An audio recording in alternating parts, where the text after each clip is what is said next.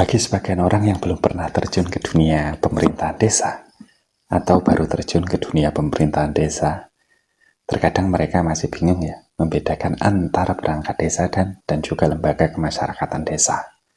Terkadang pula mereka sering berpikir bahwa antar kepala dusun dan juga ketua RT itu sama-sama perangkat desa.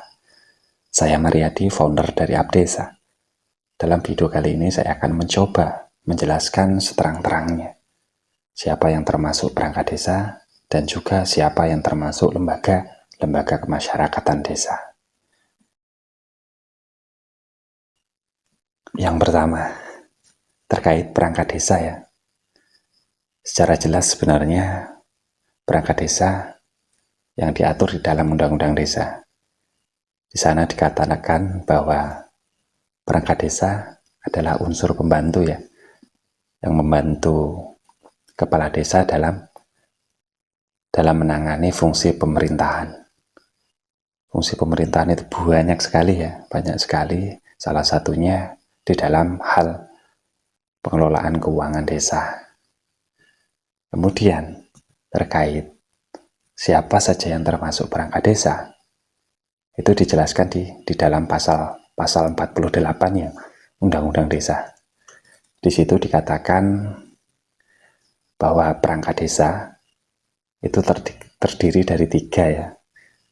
Itu yang pertama sekretariat desa, kemudian pelaksana teknis dan kepala kewilayahan. Siapa itu sekretariat desa? Sekretariat desa itu di dalamnya ada sekretaris desa, kemudian dibantu dengan kaur-kaur ataupun kepala urusan. Kemudian untuk kepala urusan sendiri itu untuk jumlahnya itu diatur berdasarkan klasifikasi desanya ya. Biasanya kaur-kaur tersebut terdiri dari kaur keuangan dan kaur umum perencanaan ya. Kemudian pelaksana teknis. Pelaksana teknis ini biasanya mengurusi di lapangan, berbeda dengan kaur yang biasanya mengurusi di administrasi. Pelaksana teknis ini terdiri dari siapa saja, untuk jumlahnya pun berdasarkan klasifikasi desanya ya.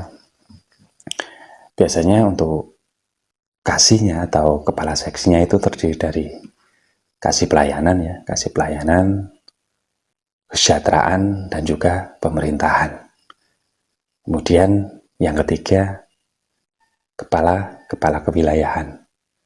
Sama ya, kepala kewilayahan itu termasuk kepala dusun atau nama lainnya kepala dusun ya. Kemudian bayan dan lain sebagainya disesuaikan dengan sebutan di daerah kabupaten masing-masing.